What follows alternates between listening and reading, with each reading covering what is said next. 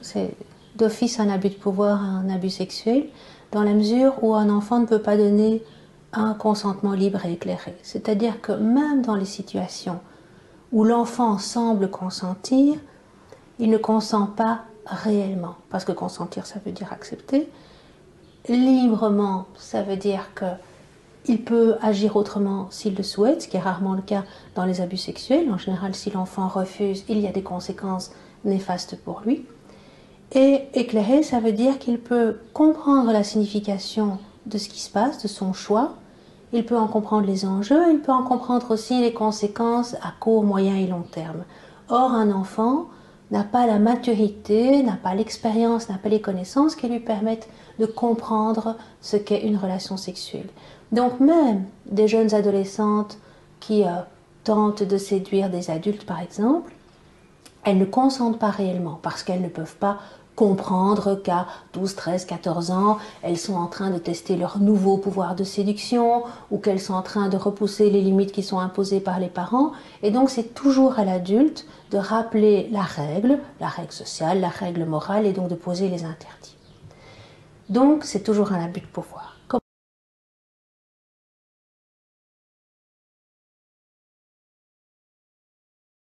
Il y a des altérations dans le rapport à soi.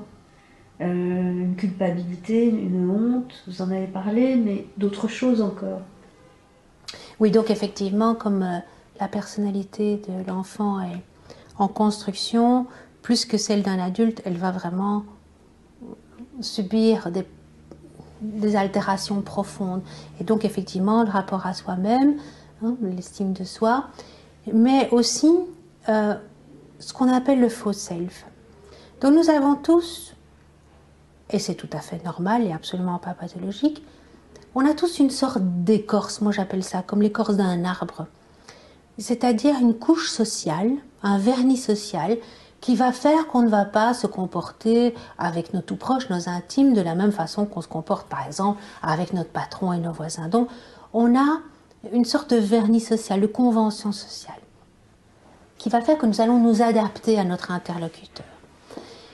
Eh bien l'enfant, lorsqu'il est dans un milieu pathogène, donc dans un milieu violent, il va se conformer aux attentes de son milieu. Donc il va développer non pas une fine couche, mais une énorme couche, tellement grosse, tellement épaisse, que parfois il n'y a plus de noyau. Et que, arrivé à l'âge adulte, l'enfant ne sait pas qui il est, ce qu'il a envie. Adulte, on lui demande qu'est-ce que tu as envie de faire, tout est toujours bon pour lui. Et quand il touche ce noyau, ici, il a un sentiment de vide, d'inutilité. Donc, c'est-à-dire que ces enfants qui se développent dans des milieux très violents, eh bien, vont faire ce faux self, ce faux moi qui va être autour d'eux et qui est une personnalité d'emprunt. Avec le risque, évidemment, qu'ils vont continuer à côtoyer des gens, et notamment dans leurs relations intimes, et qu'ils vont faire plaisir. C'est-à-dire qu'ils vont continuer d'une certaine façon à se soumettre. Alors, avec une personne respectueuse, ça ne posera pas de problème.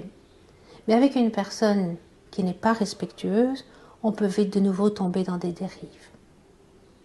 Mais donc ce rapport à soi, c'est tout simplement que certaines personnes ne savent pas qui elles sont, elles ne savent pas quels sont leurs besoins, elles ne savent pas quels sont leurs désirs.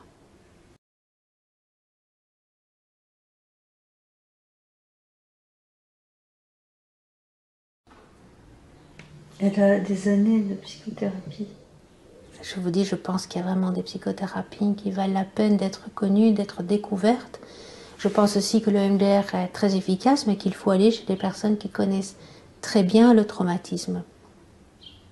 Parce que même les thérapeutes, tous ne connaissent pas très bien le traumatisme. C'est une spécialisation, j'ai envie de dire.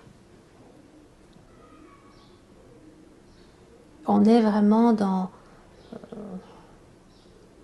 l'orfèvrerie de la psychologie, si je puis le dire comme ça. Parce que ça implique énormément de choses et comme on l'a dit, comme on l'a évoqué, non seulement il y a les symptômes traumatiques, mais il y a tout le champ de la psychopathologie, je dirais, donc toutes les formes que la souffrance peut prendre. Et il faut comprendre effectivement aussi ce que j'ai dit sur le consentement libre et éclairé et déresponsabiliser l'enfant. Mais il faut aussi pouvoir comprendre que l'enfant se sent coupable, qu'il se sent honteux. Il faut aussi pouvoir comprendre que cet enfant devenu adulte est parfois encore fidèle à l'agresseur, alors que l'agresseur lui a fait tant de mal. Si je pouvais faire un parallèle, c'est un peu comme les femmes qui sont violentées par leur mari et qui retournent, après avoir déposé plainte, après avoir fait des tas de démarches, retournent chez leur mari violent. Bon, c'est très déstabilisant pour les thérapeutes.